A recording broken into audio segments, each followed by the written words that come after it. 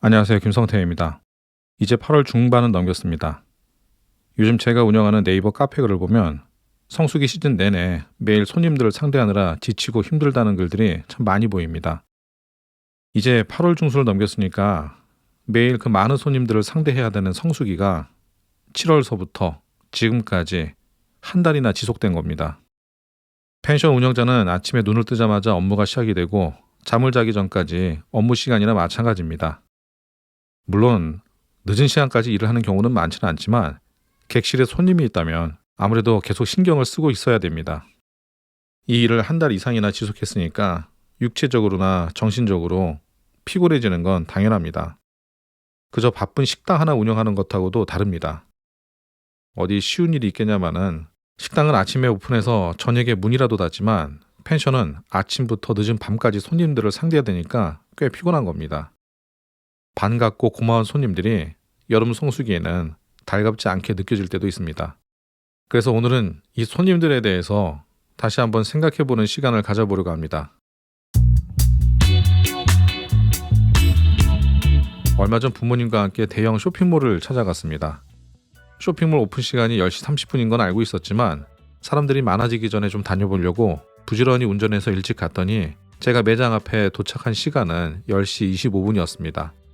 오픈 5분 전이었었지만 매장 안에는 들어가지 못했습니다. 야외 쇼핑몰이라서 물건은 못 사더라도 입장은 가능할 줄 알았는데 입구부터 못 들어가게 했었습니다. 어쩔 수 없이 입구에 서서 오픈이 되기까지를 기다렸습니다.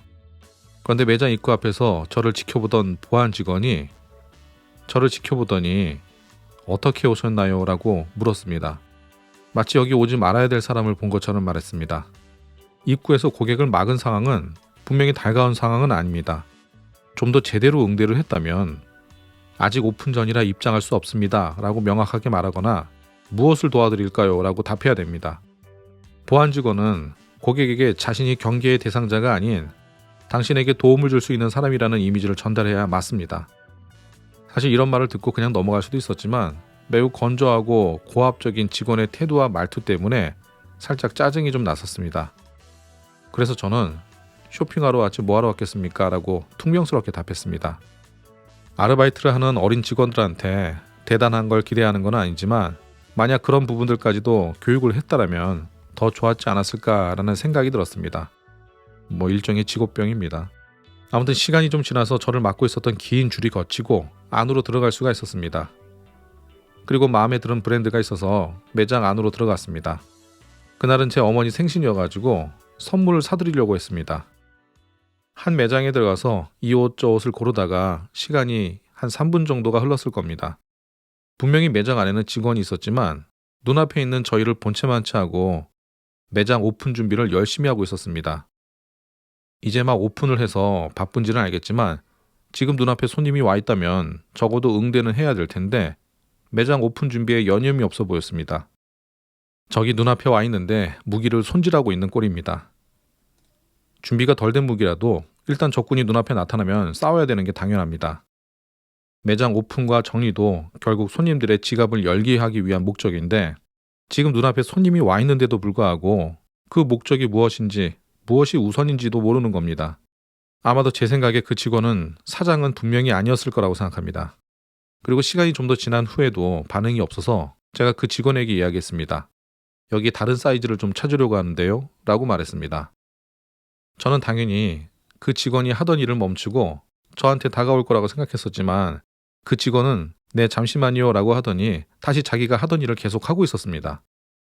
가만히 그 직원의 얼굴을 쳐다보니까 아침부터 짜증이 잔뜩 나 있는 듯한 그런 얼굴이었습니다. 짜증이 난 것일 수도 아닐 수도 있겠지만 어쨌든 제가 보기엔 그렇게 보였습니다. 이건 아니다 싶어서 계산대에 있는 직원한테 다가가서 이렇게 이야기했습니다. 혹시 이 브랜드의 판매 직원이 아니라면 판매 직원이 출근한다면 그때 다시 찾아오겠습니다 라고 이야기를 했습니다. 그랬더니 그제서야 깜짝 놀라면서 저를 응대하러 카운터 밖으로 그 직원이 나오게 됐습니다. 물론 저는 이미 그곳에서는 한 푼도 쓰고 싶은 마음이 없어져서 그대로 밖으로 나오게 됐습니다. 그 직원은 자신이 어떤 위치에서 손님들을 상대해야 되는지 모르는 사람이었던 겁니다. 저에게 큰 실수를 한 건 아니지만 쇼핑몰의 입구서부터 2번이나 떨떠름한 접객을 접한 저는 그때부터는 그들이 작은 실수만 해도 좀 더 예민하게 반응을 했을 거라고 생각합니다.